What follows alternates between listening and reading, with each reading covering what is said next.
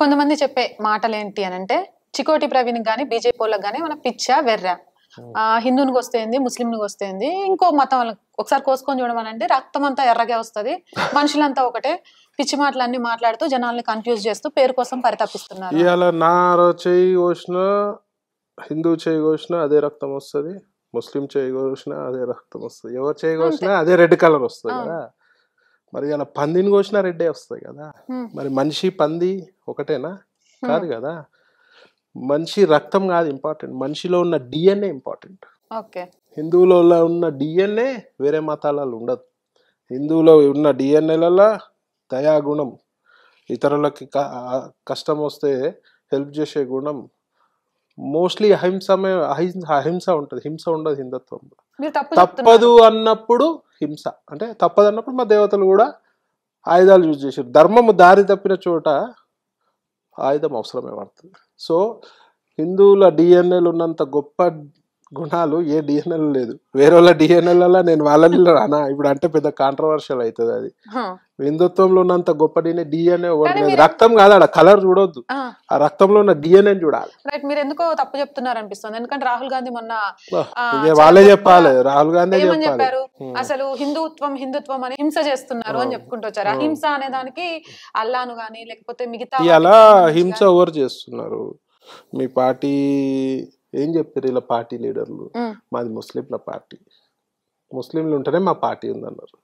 ఏమన్నా అంటే బీజేపీ మతతత్వ పార్టీ అంటారు. డైరెక్ట్ స్టేట్మెంట్ ఇవాళ తుమ్మల నాగేశ్వరరావు ఇవాళ స్టేట్ మినిస్టర్ వారే ఇచ్చినారు స్టేట్మెంట్, ఇది ముస్లింల పార్టీ, ముస్లింలు ఉంటేనే కాంగ్రెస్ పార్టీ ఉందని. ఇప్పుడు మేము మతతత్వ పార్టీ, వాళ్ళు మతతత్వ పార్టీ.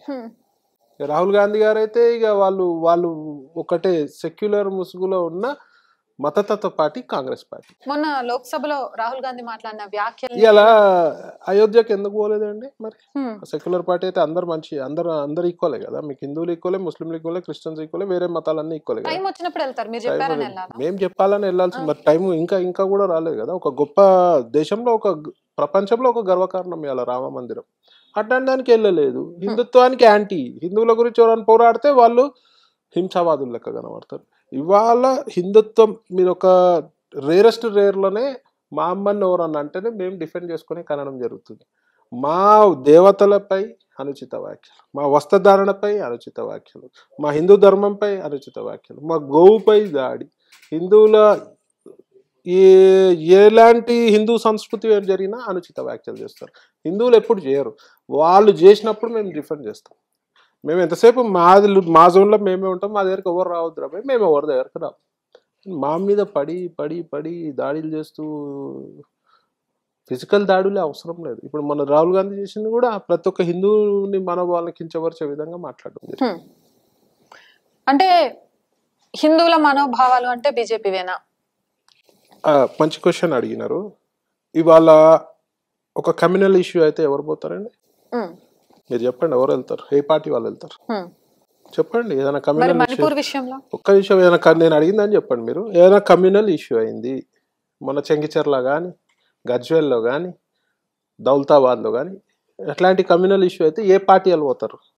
ఏ పార్టీ వాళ్ళు అంటే నేను ఎవరైతే ధర్మం వైపు నిలబడతారో వాళ్ళు వెళ్తారో. మేమే వెళ్తాము, బీజేపీ వెళ్తుంది. మరి కాంగ్రెస్ పార్టీలో హిందువులు లేరా? మరి మీరు ఎందుకు స్పందించారు? గుడి జాగా ఏదన్నా ఉండి గుడి జాగా కబ్జా చేస్తే ఎవరు వెళ్తారు? బీజేపీ వాళ్ళు వెళ్తారు. మరి మీరు మీ పార్టీలో హిందువులు లేరా? మీ పార్టీలో కూడా హిందువులు ఉన్నారు కదా. మరి ఎందుకు సాటి మానవుడుగా సాటి హిందువుని ఎందుకు గౌరవించను? హిందువులపై దాడి జరుగుతూ ఎవడు స్పందించడే?